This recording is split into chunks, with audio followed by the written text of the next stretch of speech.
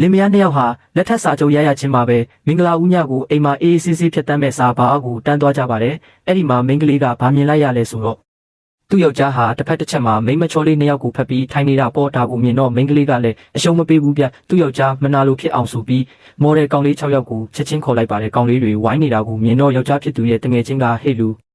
မိမကတော့အသားလုတ်ကိုလမ်းနေတာပဲဟေ့ဆိုပြီးလှမ်းစတာပေါ့ယောက်ျားဖြစ်သူကတောက်လက်စပန်ခွက်ကိုချပြီးထရက်လိုက်တဲ့အခါမှာမိန်းကလေးကငါယောက်ျားတော့ဒေါသထွက်တော့မှာပဲလို့ထင်နေတာပါဒါပေမဲ့ဖြစ်ပျက်သွားတာကပြောင်းပြန်ပြယောက်ျားဖြစ်သူကဟိုတယ်ခန်းကပ်ပြားတစ်ခုကိုထုတ်ပေးပြီးဒီညလူရောက်20လောက်အထိစက်နဲ့စိန်ခံခန်းကိုကိုကင်းတင်ပေးထားတယ်စိတ်ကြိုက်တာပြောလိုက်တော့မိမရေလို့အေးအေးဆေးဆေးပြောပြီးထွက်သွားပါလေရောမိန်းကလေးခမရတော့ကြောင်သွားတာပေါ့သူငါ့ကိုလုံးဝဂယုမစားပါလားဆိုပြီးစိတ်မကောင်းဖြစ်ကမော်ဒယ်တွေကိုပတ်စံပေးပြီးပြန်လွတ်လိုက်ရပါတယ်ဒါပေမဲ့သူမမသိတာကသူမယောက်ျားနေတိုင်းပြနေတဲ့ play point ပုံစံကတရုပ်ဆောင်နေတာပါဗျာတကယ်တော့သူကသူမကိုအသေးလဲချစ်နေတာလေသူတို့နှစ်ယောက်ဟာကြောင်းကလေးကတယောက်ကိုတယောက်လှုပ်ဝက်ချစ်နေခဲ့ကြပေမဲ့ဘသူကမှအရင်စကားမစခဲ့ကြဘူးကြောင်းပြီးတဲ့အခါမှာလဲမင်္ဂလေးကကျေးဇူးဆက်ချင်တာနဲ့လူကြီးချင်းစီစဉ်တဲ့ဒီမင်္ဂလာပွဲကိုသဘောတူလိုက်တာပါဒါကြောင့်နှစ်ယောက်လုံးကသူကငါ့ကိုမချစ်ပဲအတင်းအကျပ်လက်ထပ်လိုက်ရတာပါလားဆိုပြီးအထင်လွဲနေကြတာပေါ်မာနာတွေကြောင့်အချစ်ကိုဝန်မခံရကြတော့